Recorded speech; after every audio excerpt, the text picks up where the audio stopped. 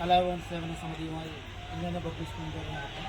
ഈ അനുദാന പരിപാടിയുടെ രണ്ടാമത്തെ എഡിഷനാണ്.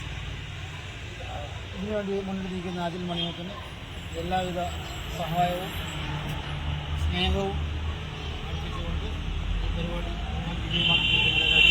തന്നെ വന്നുകൊണ്ട് സ്നേഹത്തോടെ വിശക്കുന്നവർ കണ്ണ് നൽകുന്ന ഒരു വലിയ പ്രോജക്റ്റ്. അത് കറക്റ്റായിട്ട് അത് വീണ്ടും നടത്തിക്കൊണ്ട് പോവുകയാണ് അവർ.